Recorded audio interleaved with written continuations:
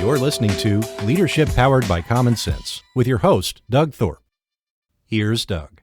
Well, hello again, everyone. This is Doug Thorpe, and you're listening to another episode of Leadership Powered by Common Sense. Today, we are going to visit with a coach who has created his own program called the Heart Method. And he's got a fabulous backstory, one that I definitely resonate with and can identify with. His name is Tassos Kotzias. Tassos, welcome to the show. Thank you, Doug. It's my pleasure to be here with you, and I'm also excited, to have this podcast and this discussion together and provide some valuable insights and great tips and takeaways to our listeners today. Right. Well, in his bio, Tassos shared with me that in all his corporate journey, he was intrigued by the idea that there were often female peers and colleagues that were coming to him, opening up and expressing concerns about their own lack of confidence, kind of the imposter syndrome, sort of a feeling of low self-esteem and all of that. And it's led him to the creation of this program. So let me let you tell us the backstory on that. Fill in more of the details, please.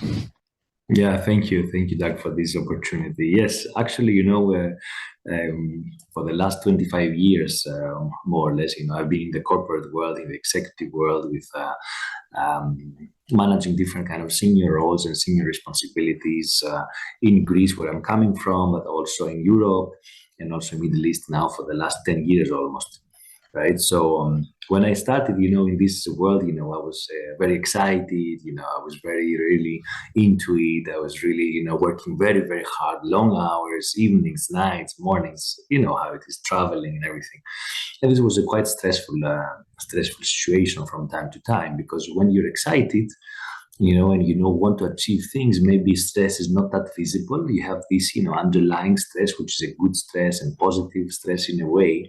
But sometimes, and for some periods of years, it's not always like this, because then you lose control, and we all lose control of the situation, and we feel that we are lagging behind, and we start having all these negative emotions and negative feelings about ourselves and self-doubts, etc.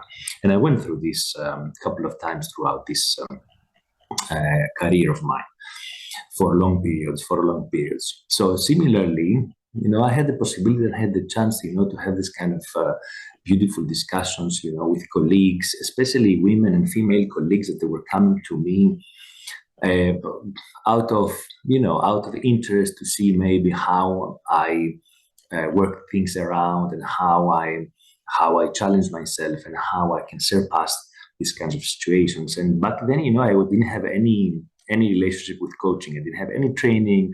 I didn't have any knowledge. I had studied anything about coaching. Now, of course, I'm a certified coach with ICF, etc. So it's a different ball game. But back then, it was really instinct.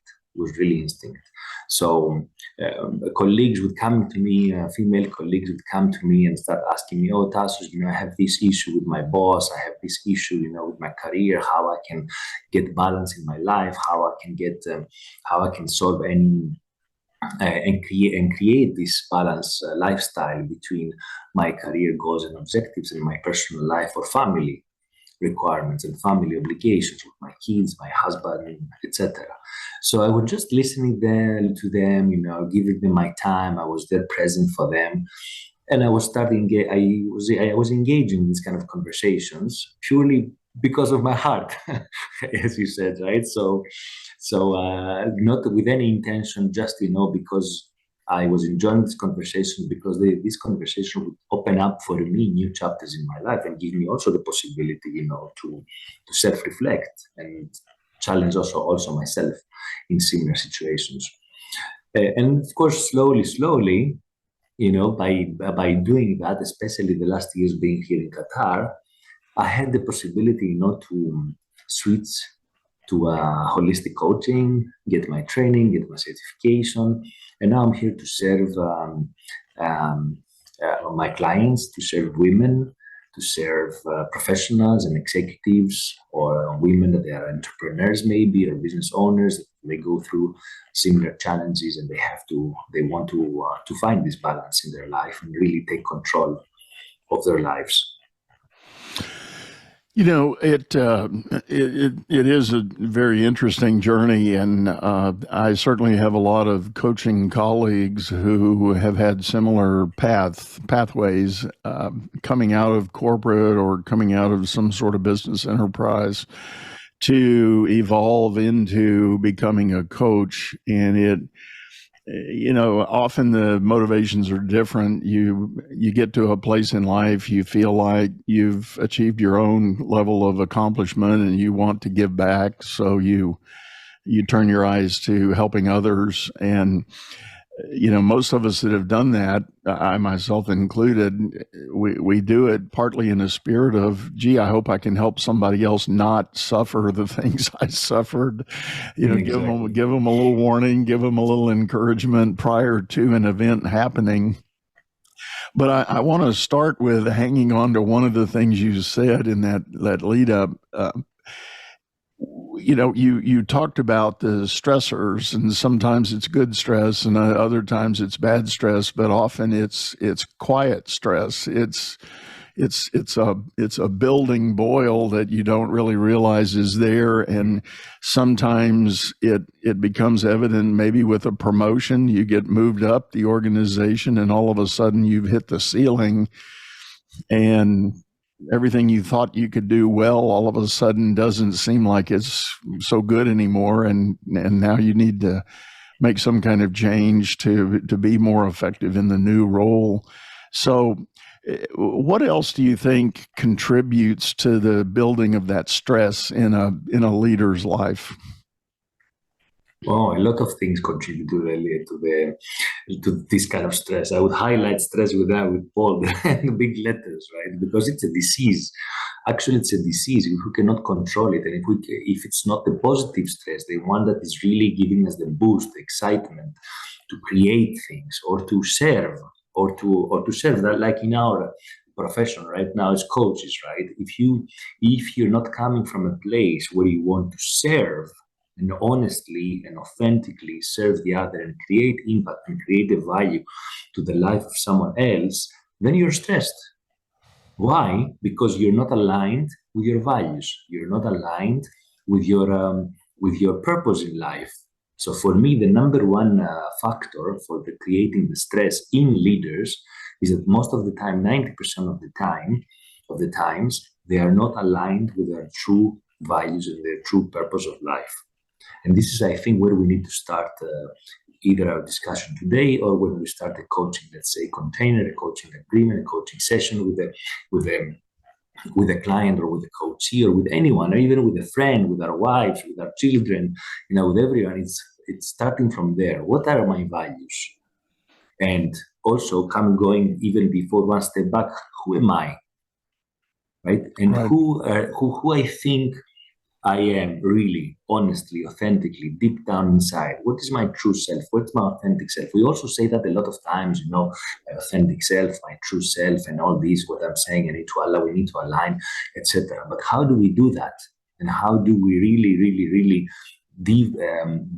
dive deep down in these questions for ourselves, first of all, so that we really conquer this space and we really understand what it means to us, so that then we can serve back and we can create impact.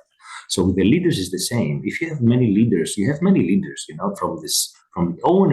the owners of the companies, the entrepreneurs themselves, to the shareholders, the different stakeholders, the investors, the senior management, the C-suite, the directors, everyone, up to any level of organization. If this alignment with the values and the purpose is not there, then of course there will be stress. And then, if you start with this, and I'm the founder of the company, or I'm the CEO of the company, or whatever, the president, the chairman of the company, and I don't have this alignment myself, then I cannot guide you, I cannot guide my managers, I cannot guide my directors, I cannot guide my colleagues on how to achieve this, so that we are more aligned and then we can create a professional environment and a working environment with less stress. I like that key idea of aligning from your own personal sense of purpose and values. And I frequently, when I open up an engagement with a coaching client, I will get them to do an exercise. I call it my 3-circle exercise. If you imagine a Venn diagram, 3 circles overlapping with the classic triangle in the middle of commonality among all 3, I define the 3 circles. 1 is the leader you want to be, your personal values, your focus, your vision, your sense of purpose, all of that. 2 is the leader the company is asking you to be, whether that's the board asking a CEO to be a certain way, whatever, or your senior manager is asking you to be something. And 3rd circle is the leader your people need you to be. Those who report up to you in the organization, or those for whom you have responsibility, what are they asking for? What are they telling you they need? And it's always interesting to see an individual's look at that and the assessment of the alignment. On one hand, I've actually had a client do that exercise and go, I think I'm at the wrong company. I think I need to go do something else. And that's insightful and it's important, because if that alignment is wrong or off,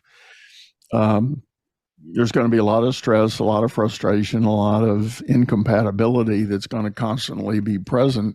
But then in other cases, I've had other people really get excited because they realize that sense of alignment that they do have. Now they see it on paper and they go, oh, that's why I feel this way. Man, I am so motivated. I'm so excited.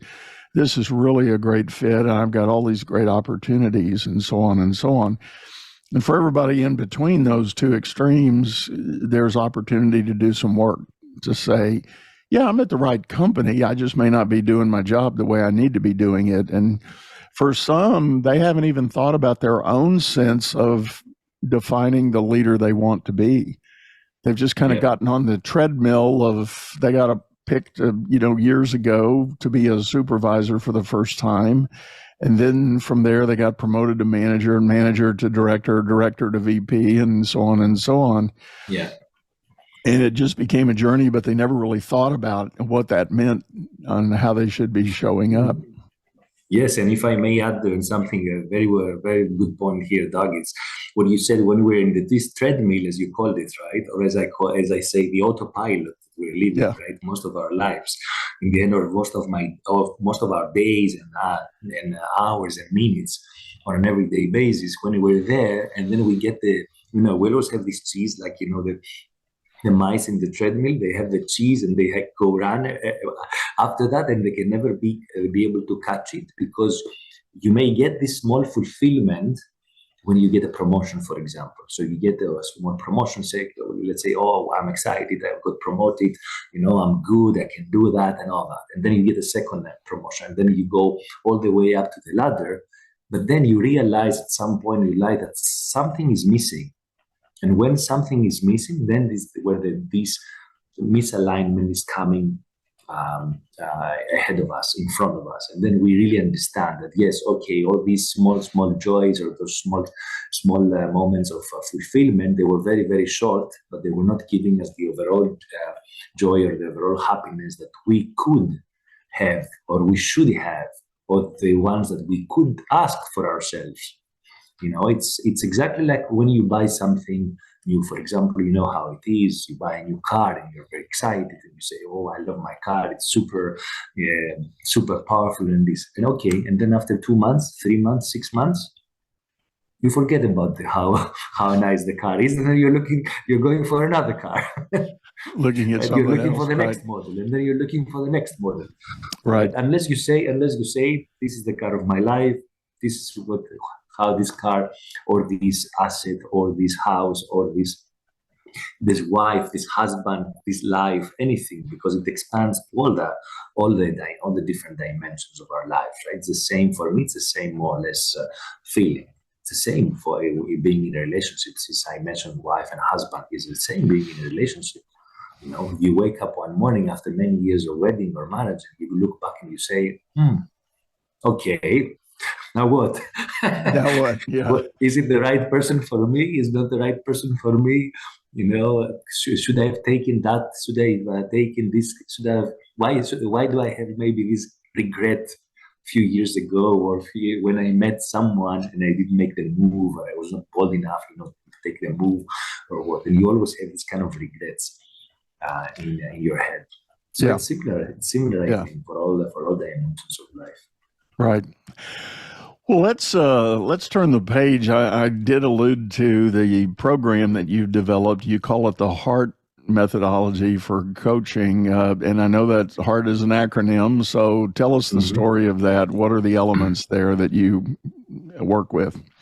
Yeah, thank you. Thank you for starting this. I'm excited about HEART coaching because it's an acronym, as you said, which really represents the 5 different dimensions or the 5 different steps that someone can start this journey in order to be really, really transformed. So maybe you realize already the 5th step, which is transformation, which is the T for HEART, right? But let's start from the beginning. So H is for holistic approach in life, holistic balance, holistic harmony, holistic mindfulness. Anything has to do with how we bring our life, our everyday life, in balance and in harmony with ourselves, with our surrounding, with our loved ones, with our careers, with our jobs, with our assets, anything around this holistic balance. So this is H for HEART. E is for empowerment. If I may, let's break these down as we go. So the holistic, I think, is very important because I was guilty of it in my early career. I tried hard. It seemed like it was important for me to separate who and what I was at work with who and what I was at home. And I got to a place, and now in hindsight, when I look at it and talk about it, I say it's like I had a whole skin on, and when I would get home, I would peel all that off and hang it on the door and go inside and live my private life. And then in the morning, I would put it back on and go to work and be this person. The irony, and not to get too deep into the weeds in my personal journey, but the irony was the skin that I put on to go to work was not the fake one. That was the real one. But I was having trouble at home. I'd made a bad decision about a marriage, and I was living a whole different life at home that I was trying to figure out and do the best I could. But it was a struggle, and I felt like I could not be real in that moment. And it just led to a lot of things, which ultimately led to a divorce. But, being able to get to a place in life, the partner you choose to live with, plus the work you choose to do, having all that, and I love your word, and I've adopted it for some time now, harmony, not balance, but harmony. Yeah, bring them both together simultaneously because they're happening simultaneously. Correct. This is correct. And also another term that we can use, if for some people maybe it can help them a lot, it could be integration. So how can we integrate, our professional role with our family role and everything that we do during the day. So it's not like, okay, I work 8-10 hours a day. That's one part of my life. I go back home. I spend another 4, 5, 6 hours, 8 hours of sleep, whatever. That's the second part or the third part of my life. And I have my social relations, my friends, whatever. That's another part of my life. It's how we integrate all of this together to feel, as you nicely said, that how I can be real and authentic in all these parts of my life during the 24 hours that I'm given, to experience, to rest, to work, to enjoy anything, So how we can integrate that. So yes, harmony, integration, there are keys, there are key words, and there are keys, to this kind of holistic approach, this kind of holistic achievement in life. So that's why for me, the heart is one of the critical steps to start with, because once you have conquered this step, once you have really, you're really full self-aware of what holistic means for you, and how this plays such an important role in your life, then you can go and then you go to the E, which is the empowerment. Because empowerment will come automatically once we have this holistic understanding and holistic way of working, of living, of experiencing. Then empowerment will come automatically because we will feel more self-empowerment first of all, and we will start radiating and emanating this empowerment to our environment, so to our colleagues, to our family, etc. And then through this empowerment, yeah, please go ahead. You want to ask something? Well, I was going to ask, with the empowerment, what came to my mind was the idea that often people, and we all do it, I do it from time to time still, in spite of what I know about it and how to avoid it, is the idea of operating with limiting beliefs. You know, it's the therapists tell us it often starts with childhood. You know, you were told you weren't pretty enough, weren't fast enough, weren't smart enough, weren't whatever. And that gets programmed in the brain. And then you get into adult life and a moment comes up and that tape plays again. And you go, yeah, see, that's why I can't do this, or that's why I fail. But to me, what I heard and thought about when you said empower, it's the whole idea of overcoming those limiting beliefs and really feeling empowered to, you know, keep moving forward and keep working on the track you now believe you belong. Yes, correct. And this is what coaching is all about, right? It's about the present and the future. Of course, we support as coaches, we can support, our clients with a little bit of some things from the past, right? But if there are emotions or limiting beliefs that are really engraved in our past, in our behavior, in our emotions, in our feelings, in the thoughts, then of course therapists can help and can support. But we as coaches, we need to focus on the present and on the future. Say, okay, if you understand that these are some limiting beliefs, how can you cope with them now in the present? And say, how can you get rid of some of these limiting beliefs or weaken them so that you have the capacity and you have the skill, and you have the appetite, right? To really move forward and really be transformed and really achieve what you want to achieve and how to be the best version of yourself. So this is what coaching is all about. So with this empowerment, and of course that's why you need people, and all of us, we need support. We need support with our network. It doesn't have to be a coach, but it can be from our network. It can be from someone that has studied a specific subject or something, a dear loved one that can support us and can give us some advice. And then if we resonate with this advice, then we can move forward. So the network is important. Getting advice is important in that aspect of getting this empowerment back that we need. Then, having this empowerment, having achieved this empowerment, acceptance is coming. Because when I know that I'm very well aligned with my values, and I have understood how I can live a holistic life and a holistic, let's say, harmony, integration, as we said, on a daily basis, on every moment, every hour of our day, and we get this empowerment, then self-acceptance shows up. Because then we're starting to take care of ourselves. We're starting to love ourselves more. We're starting to be more compassionate and be more understanding with ourselves. This is where it starts. And then when we have this, we all started receiving the acceptance also from the third parties, from outside, from our surroundings and from our network. And then this feels even better. It feels even better because all of a sudden we get this, support on our back. Wow, well done, Tassos, well done. You achieved this, well done. Move on, well done. You can do better. So immediately we receive this kind of acceptance because we have the self-acceptance and we have this empowerment already built for us now. And then step by step with the work that we are doing and the consistency that we are doing, because it's a kind of training, right? It's kind of conditioning ourselves, like in physical training, you train and you condition yourself to different kind of situations. For example, I'm coming also from a martial arts background. I'm still I'm a practitioner of Kung Fu, right? in China. So it's a conditioning. The same way you train your body and you condition your body, it's the same way you train and you condition your mind, your emotions, your spirituality, and everything. This doesn't stop. I'm a great believer in that. So after the A, which is the acceptance for the heart model, we have the resilience.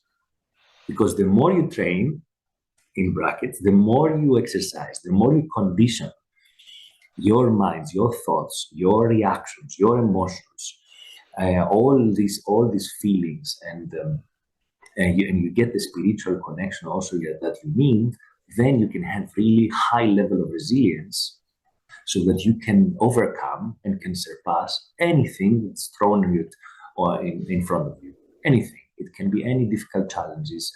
Of course, unfortunate things happen in our life, unfortunate situations, difficult situations, sad situations. Of course, this happens to everyone. The question is, how do we cope with that? Can we cope? And if we can cope, if we know how to cope, how can we come back stronger? How can we build this resilience?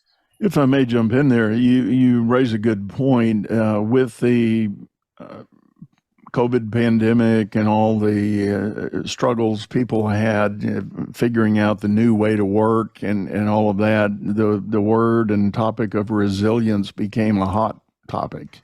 There was a lot of discussion, and as you were describing how it plays out in your methodology there, it really does make sense. If you haven't done the preparatory training, the repetitions, the building up of endurance and capacity, you probably will struggle with resilience, because the demands of the work just wear you down and break you down. And I've heard people do whole workshops on resilience, and their solution is get away for the weekend, go to the mountains, go to the boat, go fishing, play golf, enjoy the family. And I think all those things are good for certainly temporary wholeness, back to your holistic thinking. But without the conditioning to build up your capacity, you will constantly be suffering with resilience, because it'll just be a roller coaster of, okay, I did my little weekend retreat. Now I feel better. I'm mobile, energized. My head's clear. I want to get back to work. And by Wednesday of the new week, you're down again. You're Exactly. down again, right? Yes, you're perfectly right. Yes, of course, these kind of small breakouts, they are nice injections. It's a great way, to get some to feel a little bit calmer. Get back a little bit to our roots, go out to nature. Of course, all this help. But as you said correctly, in the long term, what? So how do you really transform yourself, and how do you really as we said, condition yourself in order to really have long-term resilience that really protect us. And resilience protects us, by the way, in all aspects: physically, mentally, emotionally, and spiritually. It's a matter of resilience, because for sure, in a span of life, for sure, bad things will come in our way. For sure, challenging situation will come in this way. So we need to be proactive to build this kind of resilience in order to be able to face these problems. For example, you said, I don't want to use your example necessarily, but you said, okay, you went through a divorce. A divorce is not an easy situation. It's a very painful situation for both of them, for both of the people. It doesn't matter if someone is right or someone is wrong. It's not about that, but it's a painful situation. So it really depends on your resilience, on how you cope with this painful situation, and how you really move forward, so that you don't have this kind of limiting beliefs or this kind of traumatic experience when you go out to meet your next new partner. Right? Because then you will have it all of them, the big weight carrying on your next step. And that's also can be a dramatic if you have not built this kind of resilience. Totally agree. So going there in the next final step of the heart model is a transformation. It's really looking back and say, okay, I started when I was at here, step one, how I find my holistic harmony, integration, balance.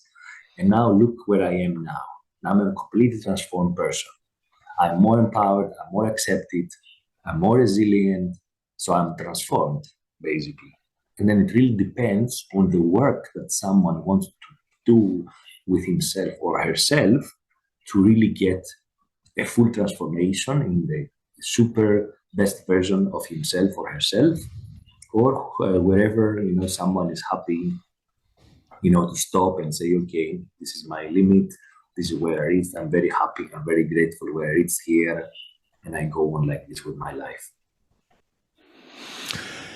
A lot packed into that, and thank you for sharing that model. That's a really great framework to think about of the progression. But I think what I heard you say is in even in your own practice, that's kind of the early stage, revealing that, sharing that with a client, and then does it stay? Do you reflect on that the whole way through the engagement with your clients? Do you come back You mean to that? especially the holistic approach? Yeah, of course, because this is what I'm specializing. Yes, it's about holistic coaching, and this is what it's about. The heart model is about the holistic coaching and how to achieve this transformation. Because you need to sustain this. You need to sustain this. If it's only for a weekend, as you said before, Right. it wouldn't work. It cannot work. It has to be for Right. life. It has to be for life. We Right. need to do drastic changes if we really want to transform ourselves. We need to take difficult decisions if we want to transform ourselves. We need to really maybe keep out some people, some things, from our network, from our everyday life. Just forget about them, keep them out, remove them from our life in order to be really transformed. Right. In the way we want, of course, right? And it depends how important it's for us. It's for everyone how important it is. If something is not important, we'll never do it.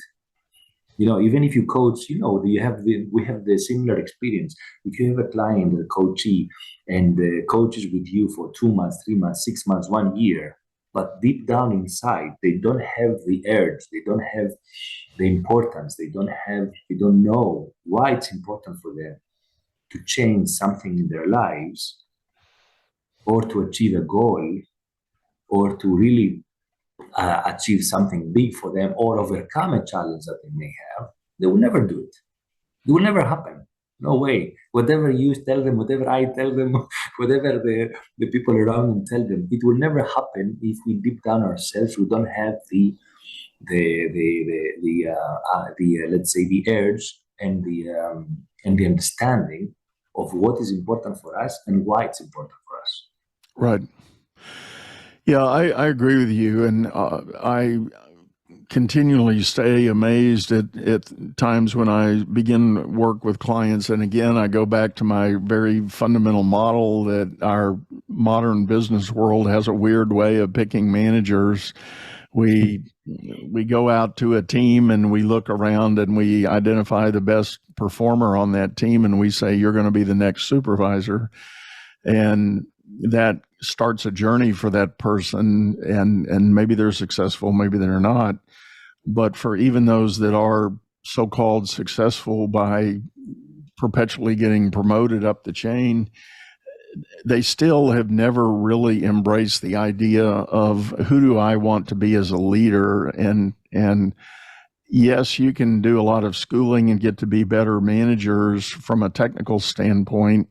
Mm-hmm. But until you kind of open the book on what it means to be a leader, you're going to be perpetually chasing something that you can't seem to identify. And and that's a struggle. Yeah, that's a big struggle, and I'm really amazed, Doug, and I'm really surprised why in 2023, right, we have so many corporates all over the world. They do not embrace the coaching / mentoring approach with all their people, not just the leaders and the managers, all their people. Right. The ancient civilizations, the Greeks, not because I'm Greek, but the Greeks, the Chinese, even other civilizations, they always had coaches slash mentors. They were calling them mentors, basically, for the children. The children were 5 years old and 7-year-old and 10-year-old to be educated properly so that they can be good leaders. They can be good people, first of all, good people. Second, good leaders, good fighters, good family members, good fathers, or whatever, and it was happening 2,000 years ago, 2,500, 3,000 years ago. Why not now? I'm really amazed. I'm really surprised. I cannot give this kind of answer. I don't know why. And it's really a pity. It's really a pity because there's so much talent, there's so much potential out there that we can nurture, and we can support, and we can create so much impact for the betterment of the society, right? And the betterment of the world, and the impact on a global scale of the human race in the end, right? Not about producing more products or producing more services. We don't need more products. We have a lot. We don't need more services. We have a lot, right? What we're missing is this betterment of the human race for the global balance, and in order to avoid this polarization and all these conflicts that are happening all over the world. Right. I agree with you. I think if everybody was able to have a better sense of that holistic self, they feel empowered in their own right for who and what they are and how they might contribute to the greater good. I think everybody would be less prone to argue and fight about causes and ideas, because to your point, there truly is enough for everybody. You just have to think about it differently, and Yes. I love that whole holistic idea. Very good point. Yes, and you know what? Coming back a little bit to the common sense, because your podcast is about common sense, right? Right. I always wonder, since I was a child, since I was a teenager, right, and a student in the university, I was like saying to myself, yeah, of course, everything's about common sense, and it's about common sense, but is there really common sense? Well, when we are coming from different backgrounds, or different religions, or different cultures, or different conditioning on our childhood, how can we have common sense? Right. Well, people have heard me say this before. At one point early on in my building of this show and the brand, I was engaged with a marketing company, and they came to me and they said, "Oh, you got to get rid of that title and tagline. That's horrible. That's going to offend so many people." I go, "What?" And they said, "Leadership powered by common sense. That's so off-putting. What if somebody doesn't have common sense? They're not going to like that." And I said, "No, I think I'm going to stick with this. And guess what? You're not my marketing company anymore." Exactly. And I totally agree with you, because of course there are ways to create this. There are ways to bring people closer but we have to be open. All of us need to have an open dialogue. We need to be ready to be open. We need to be ready to listen. And this is another big issue that's missing, from this world, to be present and listen. The root of my passion for thinking this way about my show and my own work is part of it goes back to some of my early training in the military. The military has a saying. It's called the KISS principle: keep it simple, stupid. And but the value in that is that you can overwhelm somebody with complexity and technical, baggage, and they lose sight of the mission. They lose sight of the goal. How am I going to go from point A to point B? How do I get there? That's the common sense element. And that's the real spirit in what I'm doing today. Is the world is so, and I see this in big business especially, the world is so focused on complicating things. We have complicated products. We have, all these proprietary mixes and components and parts and elements in our product, and all the technical stuff that goes with that is very complex. And on one hand, I say, God love the technology world. I mean, we all live by our phones, right? And all the technology that goes in that's great. But when we start talking about moving teams of people toward a goal, it's got to be simple. It's got to be clear. It's got to have focus. It's got to have priority. And I also borrow a phrase out of the sales world: a confused mind says no. And when people get confused, and this is to you leaders out there, if you're not creating clarity for your people and you wonder why they stare at you with this blank gaze, you've probably confused them. They don't want to do the wrong thing, so they're doing nothing until you tell them what the right thing is. Yes, exactly. And then there is no sufficient delegation. Then you cannot. Then there's completely imbalance within the department between the manager, the leader, and the team members, and all the messes. The mess happening. Right. Just because of this. Of course, simplicity is key. Simplicity is key. So once we have the focus and we are present, talking in terms of holistic and mindfulness, right? Once we are present, we can be focused. If we are focused, we can be very simple, and we can say, "This is what I need to be done: A, B, C, finish." You don't need more than 2 or 3 bullet points in whatever, That's right. in whatever you're creating. That's right. Agreed. Yeah. Well, Tassos, this has been wonderful, man. I really appreciate you coming on and sharing this with us. Tell folks the best way to get a hold of you if they're looking to learn more from you. Thank you, Doug. Appreciate it. Yes, they can reach me through my website, which is my name. Basically, it's www.tassos, that's TASSOS, Kotzias, KOTZIAS.com. And of course, they can find me in LinkedIn, in social media, Facebook, Instagram, with my name. And I'm happy, to offer any kind of service, any kind of support. I have also a 30 minutes free consultation call for anyone that wants to get to know me better. I can give them really in 30 minutes a great opportunity, to exchange ideas and see how I can support them and how I can help them achieve their goals and surpass any challenge they may have. That's great. So, well, as always, please. I was going to say, as always, folks, we'll have links, and I've got a good, robust list of links for Tassos here, and we'll have all of that in the show notes as we always do. So just click down on your link here, and you'll find all of that information. So one last time, thank you for sitting in. It's been a pleasure chatting with you and getting to know you. Thank you, Doug. All the best. Thank you, and let's catch up another time as well. We have a lot of things to discuss, I think, with a similar course of life. I think so. Well, with that, folks, we're going to wrap this up, say goodbye, and encourage you to go out there and make it a great day. But I want to remind you, there's a video version of this show over on YouTube, channel by the same name. So if you're listening on your favorite streaming service right now, click over to YouTube. You can pull up the video and look at the archives of all the other episodes we've had. So with that, again, I'm going to say goodbye. Go out there, make it a great day. You've been listening to Leadership Powered by Common Sense, hosted by Doug Thorpe. If you would like to know more about the coaching and advisory services he provides, visit dougthorpe.com.